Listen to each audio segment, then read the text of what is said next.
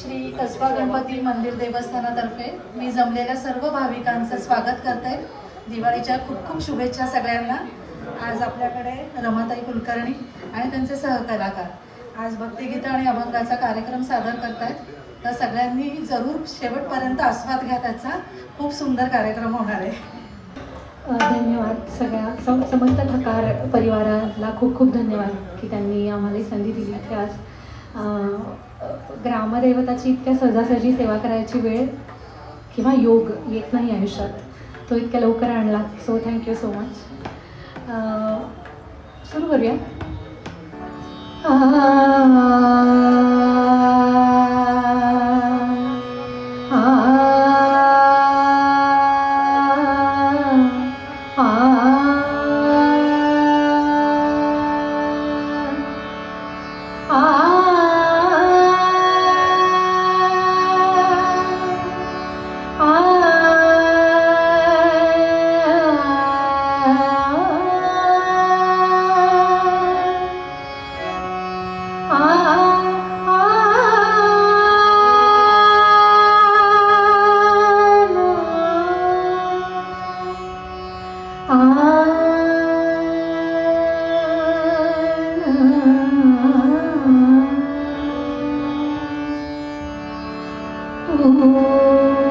सुख करता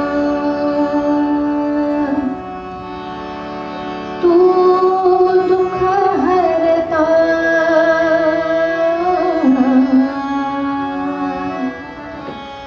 तू सुख करता तू दुख हरता, तू सुख करता तू दुख हरता, तू सुख करता तू दुख हरता, तूच करता आणि करविता, तू सुख करता तू दुख हरता, तूच करता आणि करविता, मोरया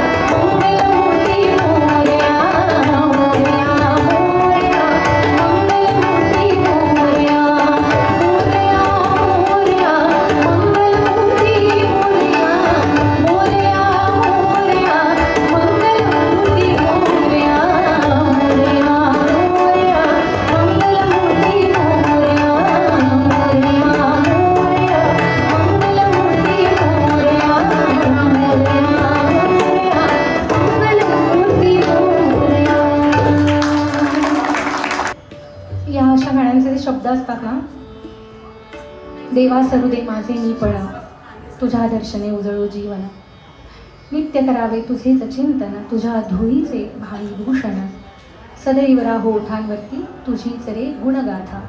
हे असे शब्द एरवी गाताना काही वाटत नाही.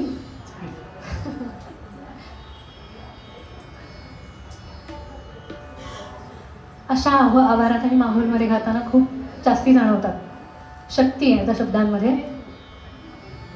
मुळात भक्तिभाव असला ना आपला की आपल्याला सगळं जग त्या दृष्टीने दिसतं साधारणपणे. म्हणजे भक्ती म्हणलं की आपल्याला असं वाटतं की गणपती बाप्पा, विठ्ठल रखुमाई किंवा राम, श्रीराम, प्रभू श्रीराम.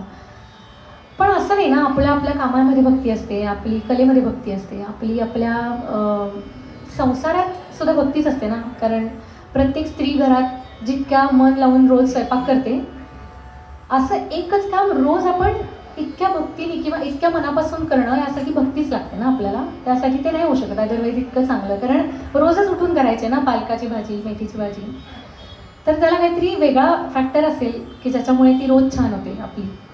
तर त्याही कामात भक्तीच आहे ना, असं मला वाटतं. हा माझा टेक याच्यावरचा. हे सांगायचा मुद्दा असा की आपण गाणी ऐकताना ते शब्द खूप कमी वेळा ऐकतो, आपण ते चाल ऐकतो खूप वेळा. तर आज असं आपण प्रयत्न करूया की आपण त्याचे शब्द ऐकू. मी पण ते शब्द पोचवायचा प्रयत्न केला. पुढचं जे गाणं आहे ते शांता शेळकेंनी लिहिलेलं आहे आणि महानंदा नावाचा चित्रपट आलेला होता.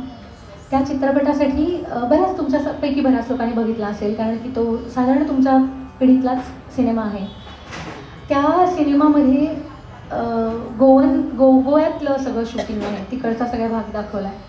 तर हृदयनाथ मंगेशकरांचं संगीत आहे त्याला, आणि त्यांची ती गाणी बनवताना अशी चर्चा झाली की आता गोव्याचं जर आहे सगळं चित्रीकरण, तर आपण यातली काही गाणी गोवन भाषेत करूया असं.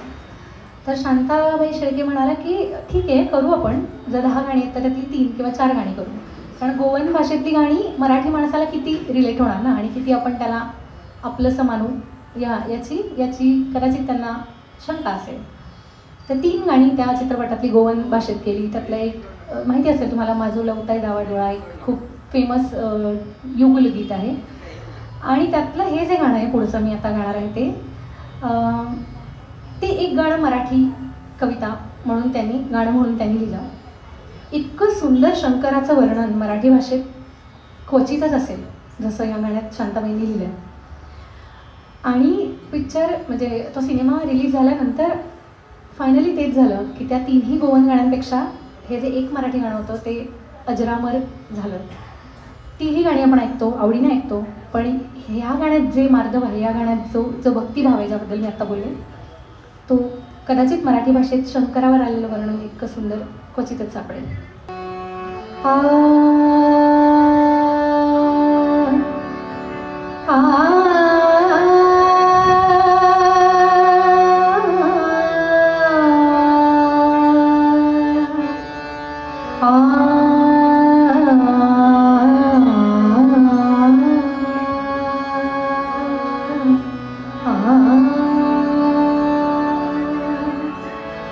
मागे उभा मंगेश, पुढे उभा मंगेश,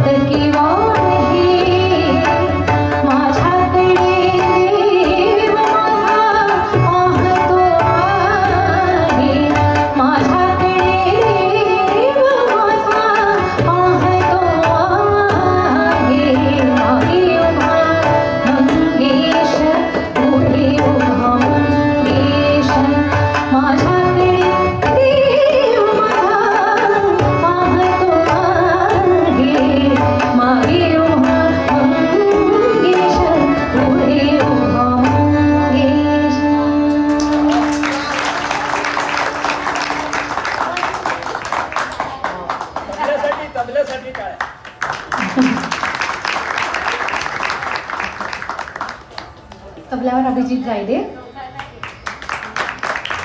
आणि रोहन बघायला. हो हो, नाही बरोबर आहे काकू, अगदी 100% सहमत आहे मी.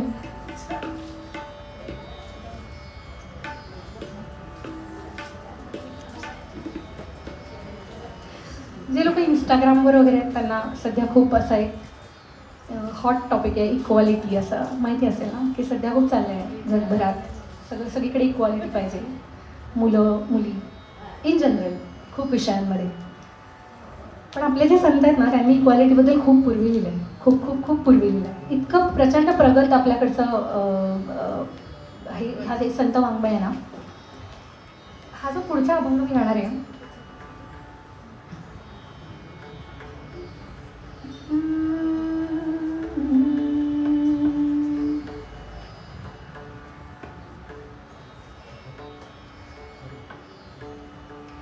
हा जो पुढचा अभंग मी गाणार आहे ना, त्याच्यात संपूर्ण अभंग हेच सांगतो की आपण सगळे एकाच शक्तीचे अंश आहोत, सगळेजण एकाच सोर्समधनं आलेलो आहोत आणि सगळ्यांना एकाच ठिकाणी जायचं आहे. पण मी आणि जर मला असं कळलं की मी आणि माझा सख्खा भाऊ आहे, तर मला असं वाटत नाही ना की माझ्या आणि माझ्या सख्ख्या भावात काही भेदभाव नाही होत ना. त्याच्यात मला माहिती आहे आम्ही आमचे आई बाबा सेम आहेत, आम्ही एका सोर्समधनं आलेलो आहोत. तसंच एकाच सोर्समधनं आपण सगळेजण आलेलो आहोत.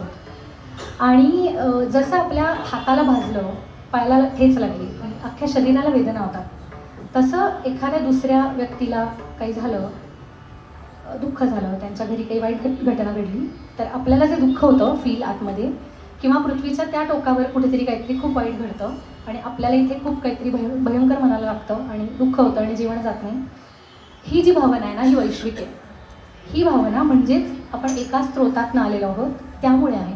कारण कुठे ना कुठेतरी आपण सगळे जोडले गेलेले जर नसू, तर असं आपल्याला दुसऱ्याबद्दल वाटणारच नाही ना, अजिबातच. ॲब्सोल्युटली अनोळखी व्यक्तीबद्दल असं वाटणं म्हणजेच आपण कुठेतरी जोडले गेलेलो आहोत, म्हणजेच आपण सगळे इक्वल आहोत. म्हणजे ह्याच्यात कुठे भेदभाव येऊच शकत नाही ना. तर तसाच पुढचा अभंग आहे. एकच धर्म आहे,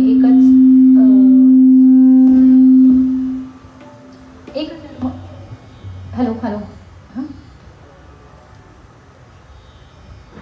एकच धर्म आहे, एकच जाती आहे, कशात भेद नाही. विष्णुमय जग आहे आणि आपण त्याचे विष्णूचेच अंश आहोत. आपण सगळेच वैष्णव आहोत, या अर्थाचा हा पुढचा अभंग.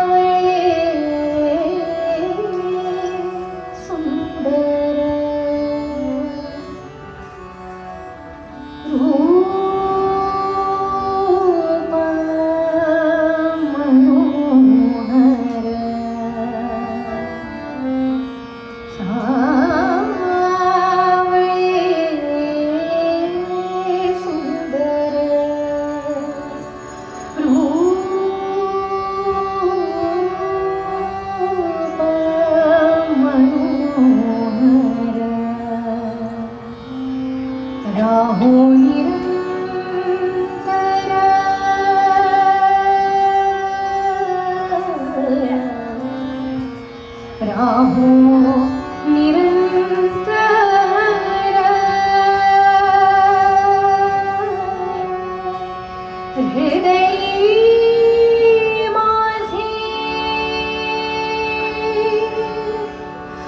आणिक काही इच्छा आम्हा नाही साड तुझे नाम गोड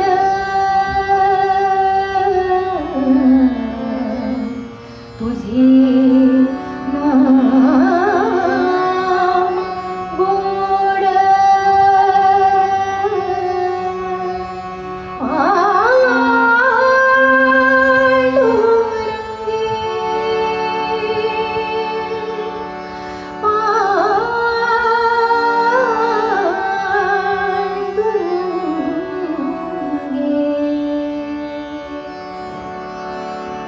विष्णुमय जग विष्णुमय जग विष्णुमय जग विष्णुमय जग विष्णुमय जग विष्णुमय जग विष्णुमय जग विष्णुमय जग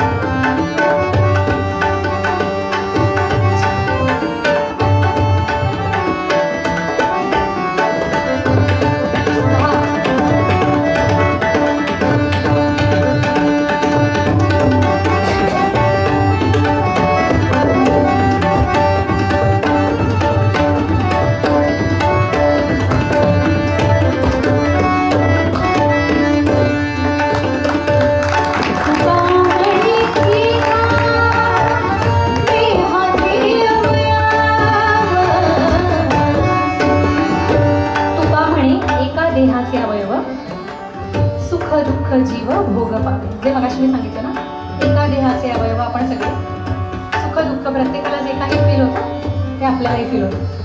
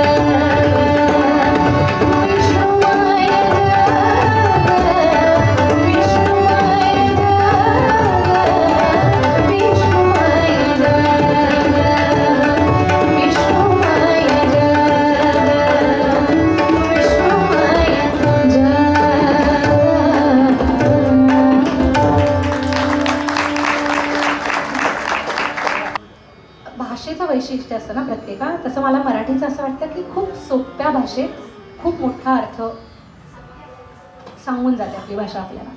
म्हणजे वरवर पाहता असं वाटतं, कित्येक कविता अशा असतात की वरवर पाहता असं वाटतं की अर्थ एकदम वेगळा असेल, आणि जरा आपलं आयुष्य पुढे गेलं, आपल्याला प्रगल्भता आली, थोडंसं भक्तिभाव आयुष्यात आला की आणखी त्याचे वेगवेगळे अर्थ कवितेचे अजून उमलायला लागतात. अजून आपण त्याची खोली,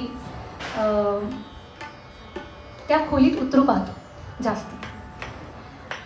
तसं हे पुढचं जे गाणं आहे त्यात इतकं सुंदर दत्तगुरूंचं वर्णन आलं आहे, आणि सगळीकडे सगळ्या या रचनांमध्ये प्रचंड समर्पण भाव आहे. म्हणजे सगळा भक्ती मार्गच समर्पणाचा आहे ना, आणि फक्तच शारीरिक समर्पण, मेंटल समर्पण, खूप गोष्टी आहेत ना त्याच्यात. की आता आपण कसबा मंदिराचं उदाहरण घेऊया, की सगळी ठकार परिवार मिळून मंदिराची सेवा बघतात. तर प्रत्येका फॅमिलीकडे काही काही महिने, काही काही वर्ष मंदिराची सेवा असते. तर ते इतक्या भक्तिभावाने ते करतात की त्यांना त्यांची कामं त्यावेळी थोडी बाजूला ठेवावी लागत असतील, बाकीच्या गोष्टींना प्रायोरिटी देता येत नसेल, पण ही प्रायोरिटी देता येते. याचं कारण तो समर्पण भाव आहे ना तिथे त्यांचा, आणि संपूर्ण समर्पण आहे. काहीच नाही मनातलं काही राहत नाही तिथे. तसं हे अतिशय सुंदर दत्तगुरूंवर लिहिलेलं एक काव्य आहे. दत्तगुरूंचंही वर्णन आहे, आणि लेखकाचा संपूर्ण समर्पण आहे या कवितेमध्ये.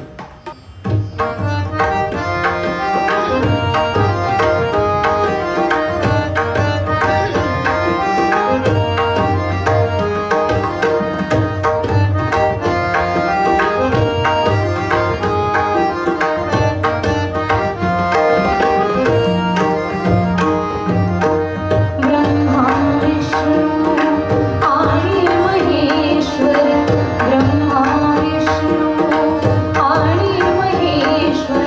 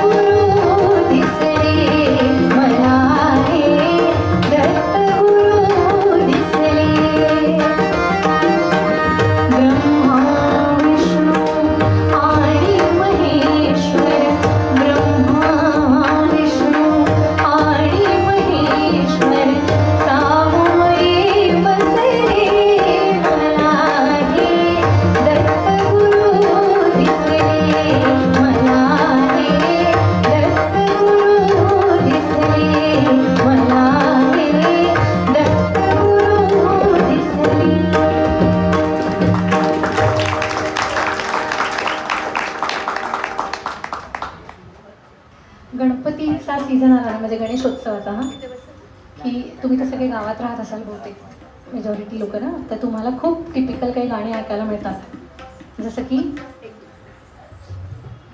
तुझं मागतो मी आता, गणराज रंगी नाचतो, आणि अशी खूप गाणी की जी चिक मोत्याची माळ, ही सगळी गाणी खूप सगळेजण गणपती सगळीकडे आपल्याला ऐकायला मिळतात.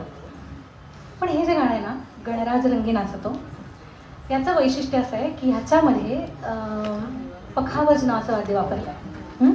आज नाही आपल्याकडे पखावज, ज्याला मृदुंग म्हणतात साऊथकडे, उत्तर भारतात त्याला पखावज म्हणतात, आपल्याकडे पण पखावजच म्हणतात. ते असं आडवं असतं वाद्य, आणि त्याला ना असा घुमारा असतो, खूप बेस खूप असतो त्याला. तर त्या वाद्याचा म्हणजे मृदुंगाचा उल्लेख साधारण 14व्या शतकात वगैरे पण आढळतो. म्हणजे शंकरांनी जेव्हा तांडव केलं तेव्हा नंदीनी त्याला मृदुंगावर साथ केली असा उल्लेख आहे असं म्हणतात. हे मी ऐकलं आहे, मी काही वाचलं नाही आहे, आणि याचा कुठलाही संदर्भ माझ्याकडे पक्का नाही आहे, पण मी ऐकलं आहे. तर मृदुंगाचा रेफरन्स खूप पूर्वापार आपल्याकडे मिळतो. तर आता हे वाद्य या गाण्यात का वापरलं असेल असा एक विचार मनात आला. तर वर्णन काय की गणराज रंगी नाचतो, पायी घागऱ्या करीती ऋणझुण नाद स्वर्गी पोचतो. म्हणजे जर तो गणपती बाप्पा उठून नाचणार असेल, म्हणजे गणराज जर नृत्य करणार असेल, तर त्याला तर एवढं लार्जर दॅन लाईफच पाहिजे ना सगळं. म्हणजे आपण माणूस नाही आहे ना, तो देव आहे, आणि तो देव कला सादर करणार आहे म्हणल्यावर ती जो काही तिकडचा माहोल असेल त्याचं हे वर्णन गणराज रंगी नाचतो. हे आपण ती गाणी ऐकताना, मी मगाशी पण म्हणलं ना, आपण शब्द खूप कमी वेळा ऐकतो, त्याचे चालीतच आपण इतके, आणि लताबाईंनी गायलेली गाणी तर म्हणजे आपण त्याच्यातच इतके हरवून जातो की दुसरीकडे कुठे लक्ष जाऊच नाही माणसाचं इतकं. तसं हे गाणं, हा विचार मी आज दुपारी एका व्हिडिओत ऐकला की असं जर आपण ह्या गाण्याकडे बघितलं की खरंच बाप्पा उठून आले उठून तर काय होईल ना, असं म्हणजे एक इमॅजिनेशन असं. तर मग त्याचं वर्णन, त्या बाप्पा कला सादर करणाऱ्याचं वर्णन खूपच भव्य दिव्य असावं लागेल, तसं हे वर्णन. म्हणजे या गाण्यामध्ये म्हणजे बाप्पाचं वर्णन तर आहे, कटी पितांबर कसून भरजरी वगैरे वगैरे, पण नंतर आहे की नारद तुंबरू करीती गायन, म्हणजे साक्षात नारद देव गात आहे, तरच म्हणजे तेच शोभणार ना तिकडे, गणपती बाप्पाला कोण गाणार जातीला, असं सगळं ते वर्णन आहे. तर तुम्ही ना ते तसं ऐका गाणं, म्हणजे त्या प्रकाराने ऐका, तर तुम्हाला कदाचित नव्या दृष्टीने ते गाणं वाटेल छान.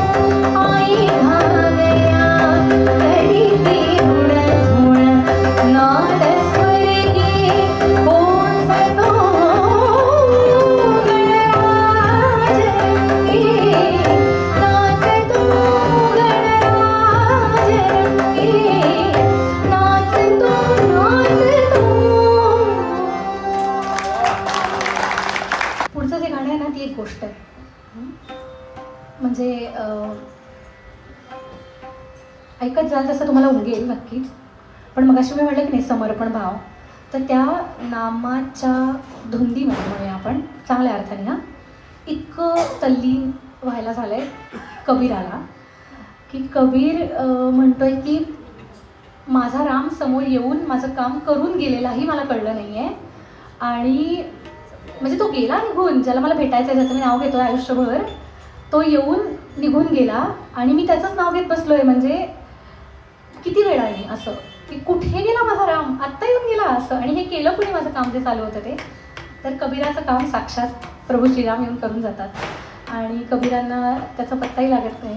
ते इतके तल्लीन झालेत त्याच रामाच्या भक्तीत की त्या रामाला साक्षात येऊन त्यांचं कामच करावं लागलं.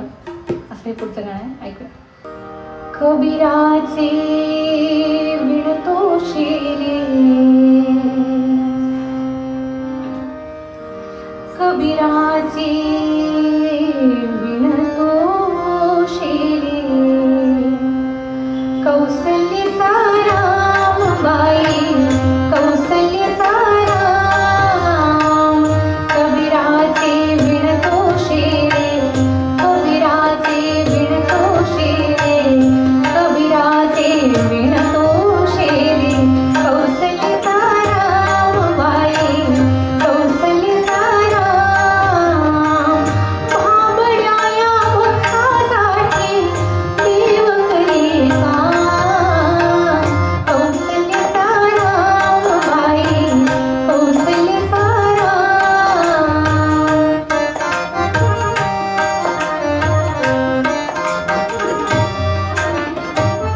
एक एक तारी हाती भक्त गाई गीत, एक एक तारी हाती भक्त गाई गीत, एक एक धागा जोडे, धागा जोडे, जानकीचा नाथ, जानकीचा नाथ, राजा घनश्याम, कौसल्याचा रामबाई, कौसल्याचा राम.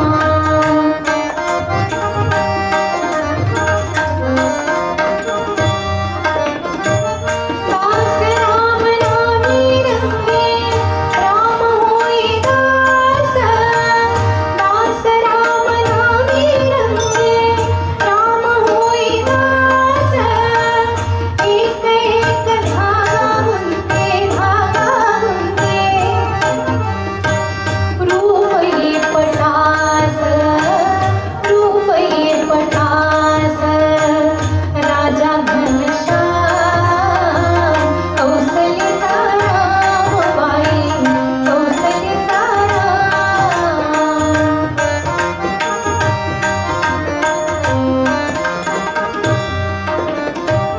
मिळून सर्व झाला शिरा, पूर्ण होई काम, मिळून सर्व झाला शिरा, पूर्ण होई काम, ठाई ठाई शिरावरती, शिरावरती, ठाई ठाई शिरावरती, दिसे राम नाम, राम नाम, राम नाम, राम नाम, दिसे राम नाम, मुक्त होई राम, कौसल्याचा रामबाई, कौसल्याचा राम.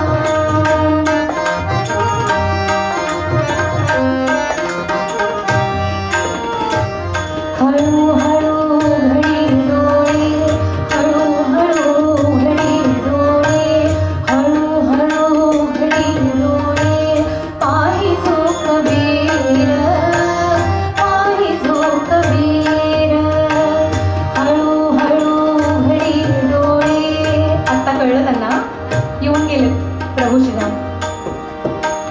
हळूहळू घडी डोळे, पाहिजो कबीर, पाहिजो कबीर, मिळून आशेला गेला सखार भोईर, सखार भोईर,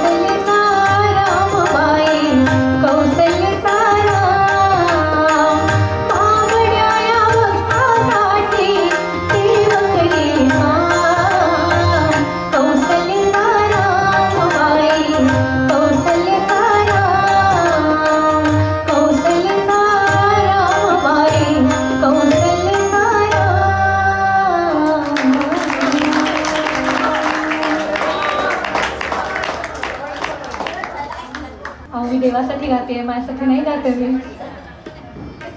हळूहळू घडी डोळे, हळूहळू घडी डोळे, पायी जो कबीर, पायी जो कबीर. हळूहळू घडी डोळे, पायी जो कबीर, पायी जो कबीर. मिळून आशेला गेला सखार भोईर, सखार भोईर.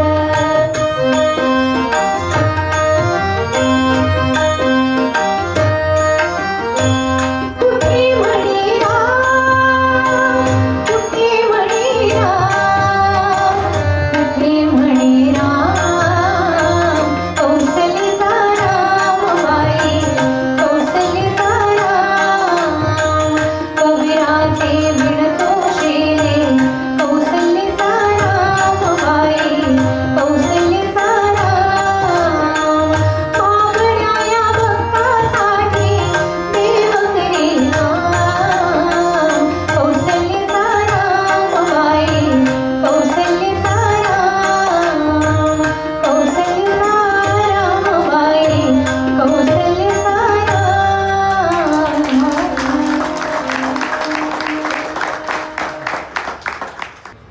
ज्ञानेश्वर माऊलींची एक रचना पुढची ऐकते. म्हणजे ना मी त्या प्रत्येका ह्याचा थोडा थोडा अर्थ सांगू पाहते. याचं कारण माझ्या अर्थाकडे खूप कमी लक्ष द्यायचं पर्सनली. तुमचा नक्कीच जात असेल आय एम शुअर. कारण आयुष्याचा जसा अनुभव जोडला जातो तसे अर्थ मी मगाशी म्हणलं तसे खूप जास्ती कळत जातात आपल्याला. पण ज्ञानेश्वर माऊलींचं जे लिखाण आहे ते नाही कळतो. आपण फारच खूप अतिसामान्य माणसं आहोत. तर ह्याच्याबद्दलचा मी एक लेख वाचला. त्यात असं लिहिलं आहे की लेख नाही आहे म्हणता येईल, विनोबा भावेंनी पुस्तकात लिहिलं आहे का बहुतेक हे, की निवृत्तीनाथ गुरु होते ना ज्ञानेश्वर माऊलींचे, तर त्यांनी जे अध्यात्मरूपी बीज रोवलं माऊलींमध्ये त्याचा आता वटवृक्ष झाला आहे किंवा त्याला बहर आला आहे.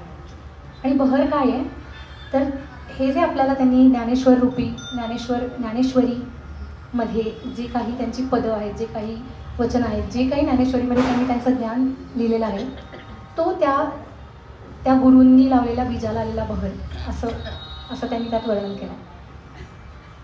तर मोगरा फुलला फुले वेचिता बहरू कळी आसी आला. म्हणजे आता ते जे ज्ञानेश्वर माऊलींना दिलेलं बीज आहे त्याला बहर आलेला आहे. इवलेसे रोप लाविले द्वारे तयाचा वेलू गेला गगनावेली. म्हणजे ते सर्व पृथ्वी तलावचा उद्धार करण्यासाठी लिहिली गेलेली ज्ञानेश्वरीचं बीज गुरूंनी रोवलेलं आहे. आणि त्याचं त्यांनी पुढे वटवृक्षात माऊलींनी रूपांतर केलं आणि आपल्यापर्यंत आपल्यासारख्या जनसामान्यांचा उद्धार करण्यासाठी ज्ञानेश्वरी लिहिली असा त्याचा अर्थ आहे. ते सादर करते.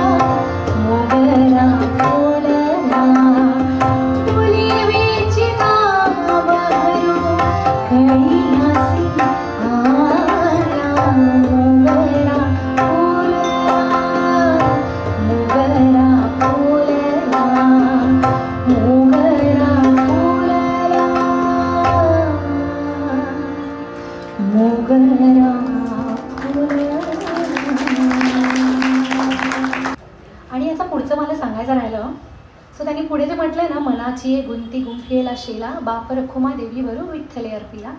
तर ते त्यांनी जे सुरुवातीला सांगितलं की जे बीज मिरवलं म्हणजे निवृत्तीनाथांनी, त्याचा जो वटवृक्ष झाला आणि ते सगळं त्यांनी पुन्हा येऊन शेवटी कुणाला अर्पण केलं तर विठ्ठलाच्या चरणी अर्पण केलं. म्हणजे देश सर्कल कम्प्लीट असं की जिथून आपण आलोय तिथेच परत जाणं, याचा अर्थ हाच असावा कदाचित.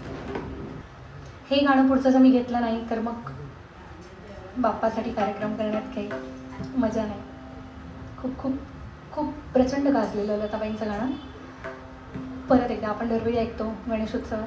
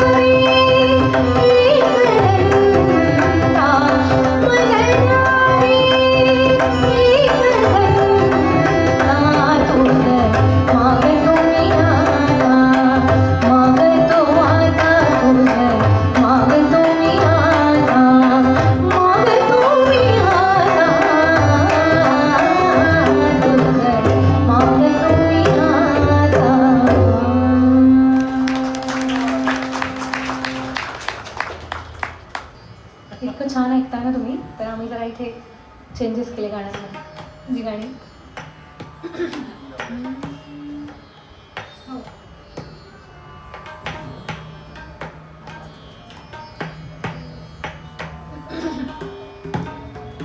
परत एक संत तुकारामांचं पद आहे. नाट्यगीत रूपी गातात, म्हणजे नाट्यगीतासारखं गातात, नाट्यगीतच आहे ना. श्री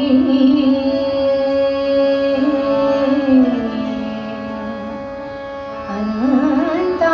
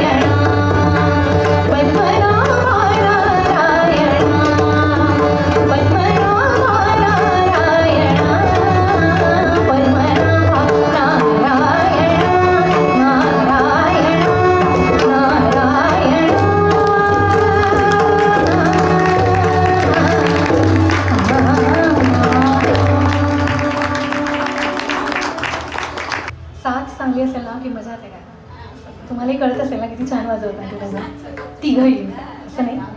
आता एक वेगळी रचना ऐकवते. कदाचित माहिती नसेल तुम्हाला.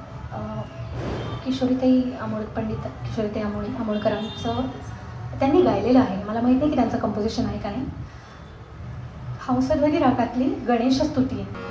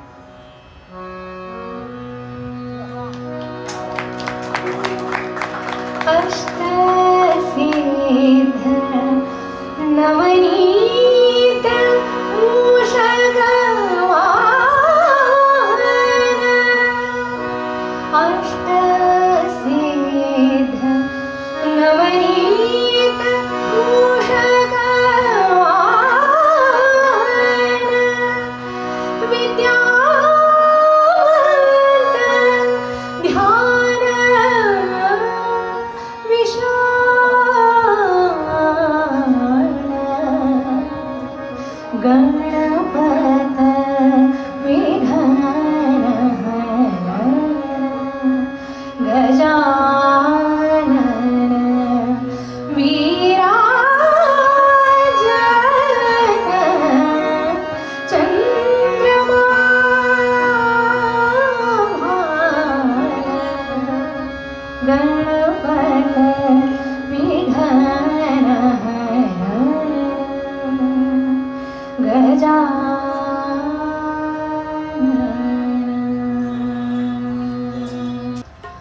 ज्ञानेश्वर माऊलींनी विरहिणी पण खूप लिहिलं. पुढची जी आहे ती विरहिणी आहे. विरहिणी म्हणजे काय की आपलं जे इष्टदैवत आहे त्याला और देवीला तिला आपली प्रेयसी किंवा प्रियकर या भावनेनी वाट बघणं तिची. म्हणजे माझा जो नवरा टूरला गेला आहे 2 महिन्याचा, तर मी त्याची जशी वाट बघते, तर तसंच सेम भाव भक्तीच आहे ना. मी मगाशी म्हटलं तसं, म्हणजे पती पत्नीच्या नात्यामध्ये प्रेम आहे मला मान्य आहे, किंवा वेगळ्या प्रकारचं प्रेम आहे हेही मान्य आहे. पण तुम्ही सगळे माझ्यापेक्षा खूप मोठे आहात, तुम्हाला माहिती असेल की एका पॉईंटनंतर ते प्रेम खूप वेगळ्या पद्धतीने मोल्ड होतं, बदलतं. भक्तीच आहे ना शेवटी, देवाची करतो तशी नवऱ्याची करतो, नवरा कदाचित बायकोची करतो. ती वाट बघणं, ते प्रेम करणं, नवरा कदाचित, असं नाही म्हणायचं मला. हा माझा नवरा आहे हा, म्हणून असं गोष्ट आहे, बरोबर. त्यांना वाटेल काय. तर भक्तीचाच भाव आहे हा. तर तशी एक सगळ्यात मोठं उदाहरण म्हणजे गोपिका जशा श्रीकृष्णाची वाट बघतात ना, त्याच्यामध्ये रासलीला आहेच की. आणि मधुरा भक्ती म्हणतात त्याला, टू बी प्रिसाईज, मला आता आठवलं, त्याला मधुरा भक्ती म्हणतात. सो या भक्तीमध्ये हा विरहिणी हा भाव येतो. म्हणजे त्या आतुरतेने आपण वाट बघतोय कुणाची, तर त्या श्रीकृष्णाची, की मी जशी माझ्या नवऱ्याची वाट बघेन, त्यात जी प्रचंड आतुरता आणि प्रचंड तळमळ असेल, ती तळमळ आणि आतुरता जर मी श्रीकृष्ण मला कधी भेटेल ह्यात बघितली, तर त्या भावाला विरहिणी असं त्यांनी म्हटलं. हे जे पुढचं गाणं आहे ती एक पूर्ण विरहिणी आहे. ही गोपिका घरात बसली आहे, तिला चंदनाचा सुगंध आला आणि तिला असं वाटलं जणू माझा श्रीकृष्णच आला बाहेर. या म्हणजे इतका तिचा त्याच्यावर विश्वास आहे की हो माझा श्रीकृष्णच आलाच आहे भेटायला बाहेर, की ती त्या माझ्या आवाजाने किंवा मी इकडनं उठून बाहेर जाण्यात जो काही थोडाफार आवाज होईल तेवढ्यामध्ये सुद्धा तो जाऊ नये बाबा, म्हणून ती दबकत दबकत अतिशय सावकाश पावलं टाकत अजिबात आवाज न करता बाहेर जाते. आणि बघते तर तिला असं वाटतं की बापरे खरोखर श्रीकृष्ण आलाय. पण विश्वासच बसत नाही ना, कारण इतकी वाट बघितली आहे, इतके जन्मानुजन्म वाट बघितली आहे की आता तो माझ्या समोर उभा आहे, याच्यावर मी विश्वास कसा ठेवू ना. पण तो आहे तिथे, तो उभा असतो. आणि त्यामुळे वाटलेलं जे आश्चर्य आहे, किंवा आश्चर्य नाही म्हणता येणार, त्या शब्दात व्यतीतच करता येणार नाही की काय गोपीला त्या होत असेल, त्या मधुरा भक्तीमध्ये असणाऱ्या एका भक्ताला होईल समोर श्रीकृष्ण उभा राहिल्यावर, ते आपण व्यक्त नाही करू शकत. त्याच्याबद्दलचं हे गाणं आहे. ती तशी त्याची वाट बघतीये आणि तो समोर आलाय असं तिला वाटतंय, पण भास आहे की काय असं. ज्ञानेश्वरांनी एका अजून पांडुरंग कांती दिव्य तेज कानडाव विठ्ठलमध्ये म्हटलं ना की समोर की पाठीमोरा न दिसे न कळे, म्हणजे मला कळतंय की बहुतेक माझ्यासमोर माझा विठ्ठलच आहे, पण मला कळतच नाही तो डोळे इकडे आहेत का, त्याची पाठ इकडे आहे, तो माझ्याकडे बघतोय का, पण तो आहे बाबा. म्हणजे हा फक्त जो भक्त तो अनुभव घेईल त्या तोच सांगू शकेल की मला काय झालं.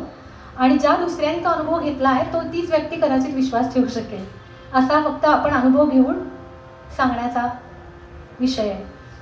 तर अशा 2 विरहिण्या, म्हणजे एक विरहिणी पूर्ण आणि एक त्याच्या पुढचा पार्ट, असं 2 ऐकवते. या मधुरा भक्तीमध्ये असलेल्या विरहिणीतल्या किंवा विरहिणी भाव असलेल्या गोपिकेला काहीच चांगलं वाटत नाही आजूबाजूचं.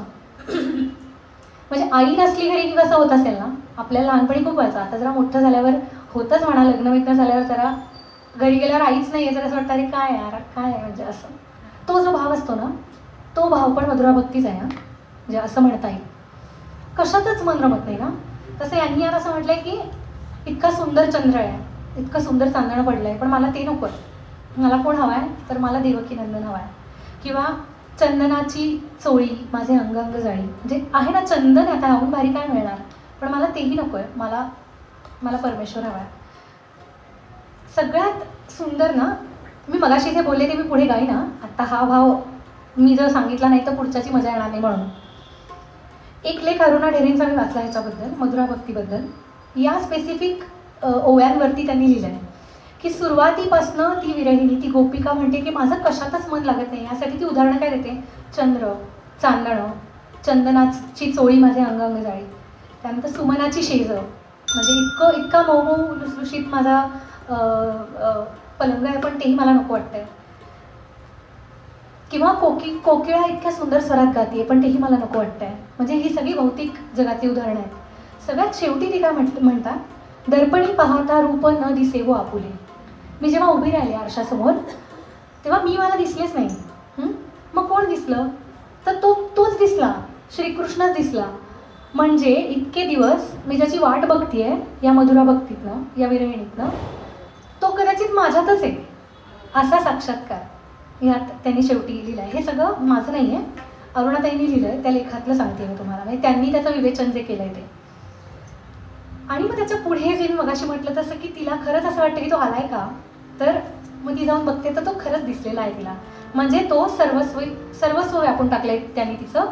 तो तिच्यातही आहे याची तिला अनुभूती आली सुरुवातीला आणि नंतर तो समोरही दिसला.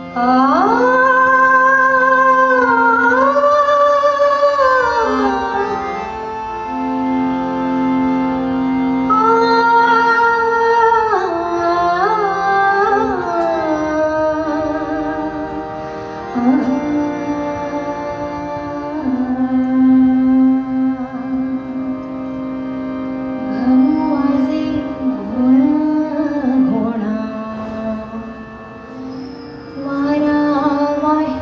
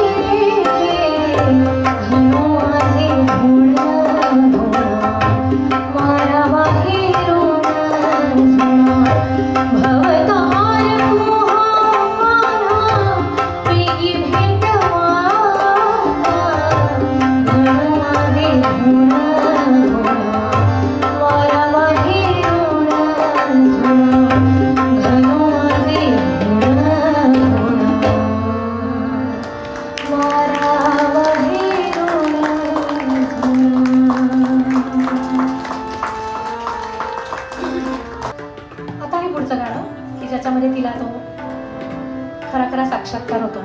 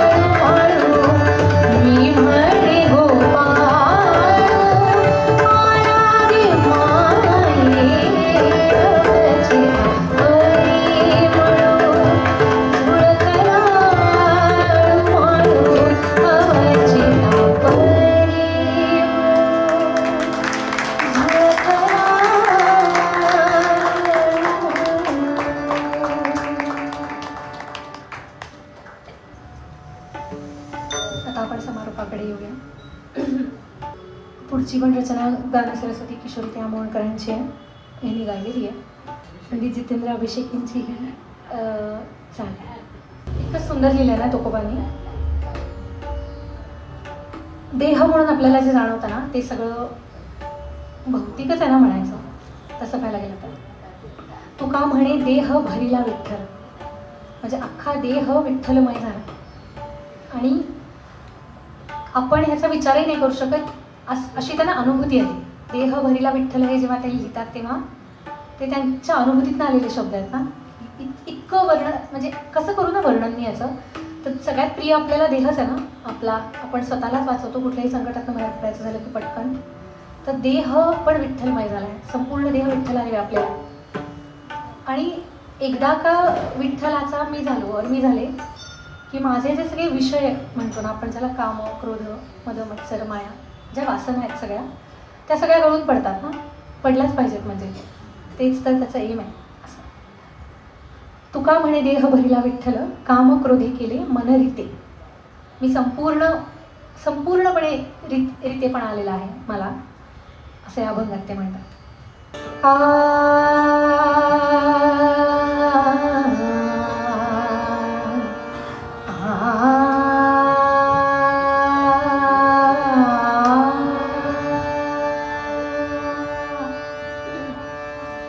बोलावा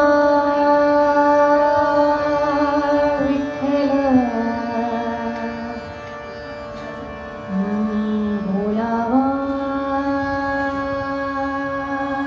विठ्ठल, बोलावा विठ्ठल, पहावा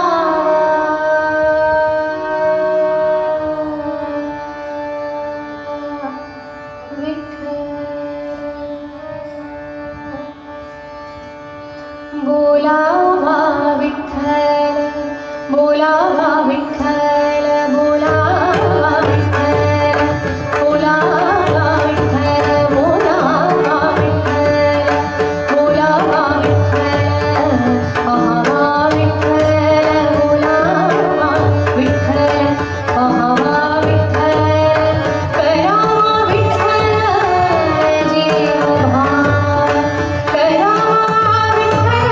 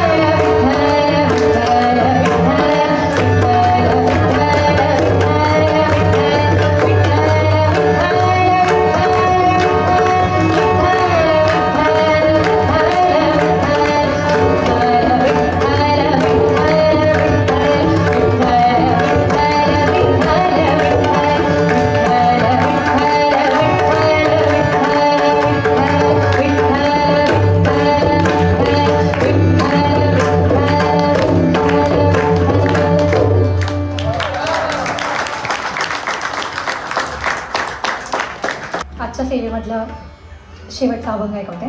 समस्त ठकार परिवार यांचे खूप खूप खूप आभार, खूप आभार. देते. पुन्हा एकदा मी म्हणते की एकतर दिवाळीच्या दिवसांमध्ये आणि इतकी मी सहज विचारलं होतं की सेवा करायला मिळेल का, तर दिवाळीच्या दिवसांमध्ये अशी सेवा 2-2 तास करायला मिळणं हे सहज मिळत नाही. त्यामुळे खूप खूप खूप धन्यवाद, खूप धन्यवाद. माझे जे साथीदार आहेत सगळे गेली 10-12 वर्ष आम्ही एकत्र काम करतो आणि अत्यंत जवळचे मित्र आहेत. हार्मोनियमवर प्रसन्न बाम,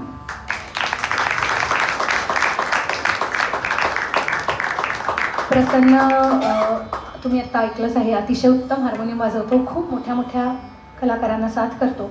तुम्ही त्याला पुष्कळ वेळा ऐकलं असेल, तेच म्हणणार होते मी आत्ता. खूप अरुण दाते बरोबर तो रेग्युलरली साथ करायचा. आणि उषा मंगेशकर, मला वाटतं हृदयनाथ मंगेशकरांबरोबरही त्यांनी साथ केलेली आहे, बरेचदा साथ केलेली आहे.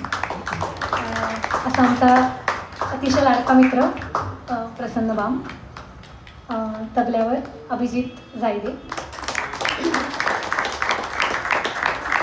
अभिजितसुद्धा, हे वाक्य सगळ्यांसाठी कॉमन आहे की हे लोक खरोखर मोठ्या मोठ्या आर्टिस्टला, खूप मोठ्या मोठ्या आर्टिस्टबरोबर साथीला असतात आणि अगदी रेग्युलर कार्यक्रम यांचे चालू असतात. पण याची वेगळी ओळख अशी करून देते मी, दरवेळी देते बहुतेक, की तो अत्यंत चांगला गुरु आहे. तो त्या तबला शिकवतो, त्याचे बरेच सारे शिष्य आहेत, सिंहगड रोडला त्याचे क्लासेस आहेत. आणि मी हे गेल्याही प्रोग्रामला म्हणलेले आणि परत म्हणेन की आजकालच्या काळात चांगले गुरु मिळणं हे अत्यंत दुर्मिळ आहे.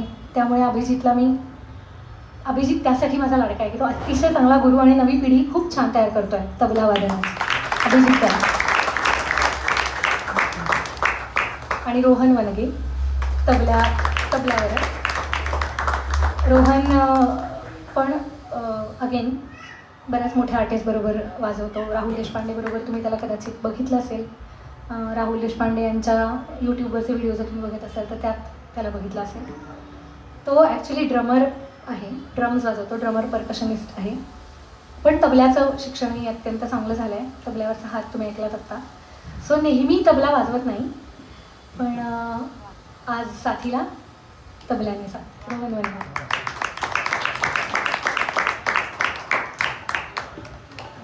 आणि मी रमा कुलकर्णी. रमाच्या बोलण्यात असं आलं होतं की आम्ही सगळेच मोठ्या लोकांच्या बरोबर संगत करत असतो. त्यातली एक मोठी व्यक्ती म्हणजे रमा कुलकर्णी. ही सगळ्यात छान ओळख आहे खरं तर. मी रमाची ओळख करून देण्यापूर्वी रोहनबद्दल अजून सांगेन. रोहन रेग्युलरली तबला वाजवत नाही असं रमाने सांगितलं, पण तबल्याचा हात किती तयार आहे हे आत्ता आपण प्रत्येक अभंगाच्या वेळी जाणवत आहे आपल्याला. आणि ड्रमर जरी तो असला तरी तालाचं ज्ञान आणि बेसिक तबला हे आल्याशिवाय पुढे वेस्टर्न रिदम किंवा कुठलंही इन्स्ट्रुमेंट तालाचं येणं हे फार अवघड असतं. आणि खरं तर दोन वेगळी टेम्परामेंट आहेत. मी इथे 2 मिनटं जास्त घेईन, पण वेस्टर्न रिदम ऐकताना त्याच्या किक्स, सिम्बल्स याचं एक वेगळं नॉलेज तुम्हाला असलं पाहिजे. त्याची रोहन मला वाटतं काही विशिष्ट अशी भाषा नाही आहे, पण तबल्याची आपली एक विशिष्ट भाषा आहे. त्यामुळे दोन्ही आपल्याला त्या आल्या तरच त्याचा योग्य संगम साधून आपण दोन्ही वाद्य वेगवेगळ्या स्टाईलनी वाजवू शकतो. नाही तर तबला हा ड्रम सारखा वाजेल आणि ड्रम हा तबल्यासारखा वाजेल. सो हा जर का फरक करता आला ना तरच ते दोन्ही वाद्य वेगवेगळ्या पद्धतीने वाजवू शकतात. आणि तो उत्तम वाजवतो आमचा मित्र रोहन. आणि आता रमाची ओळख. खूप चांगलं गाणं किंवा खूप चांगली सुरांची समज अशी खूप गायिकांना असते, पण ते गाणं, त्याची चाल, त्याचे शब्द, त्याचा आशय आणि ह्या सगळ्या गोष्टी आपणापर्यंत उत्तम पद्धतीने पोचवणं याचं खूप काही कमी लोकांना हे सगळं जमतं. त्यातली एक रमा कुलकर्णी. म्हणजे आम्हाला सगळ्यांनाच, आम्ही सगळे साधारण एकाच वयाचे आहोत, आम्हाला सगळ्यांना साध्य झालंय का तर नाही, पण ध्येय नक्की कळलंय आणि त्या दिशेने प्रवास नक्की सुरू आहे. आणि ह्याच्यात आम्हाला खूप जास्त छान वाटतं की कुठेतरी एक टप्पा आला आणि आम्ही थांबलो. असं झालं तर आमची कला संपेल तिथे. रमाचं गाणं जसं सुरू आहे तसं तिचं वाचन आता जास्त सुरू आहे.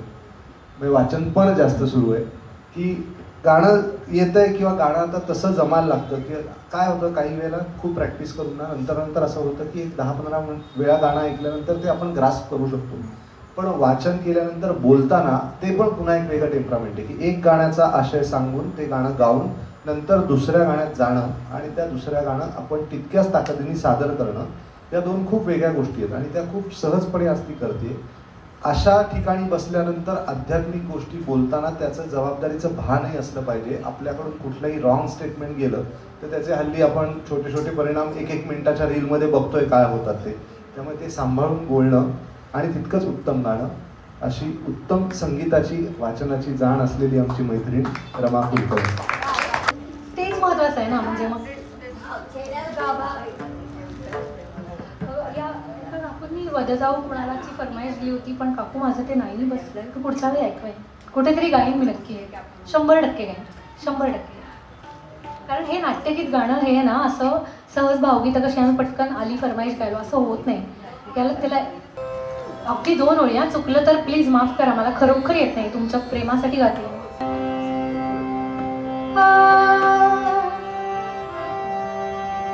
वदजाऊ कुणाला शरण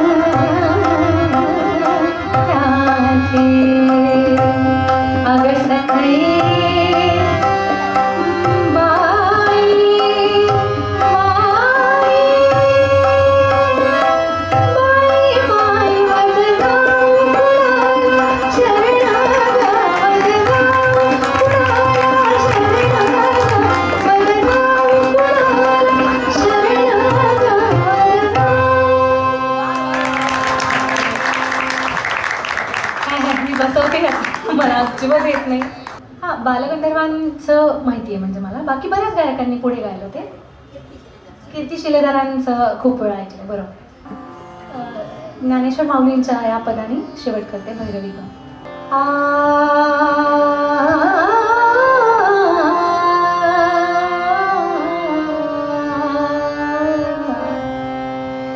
अजी सोनियाचा देव वर्षे अमृताचा घन, अजी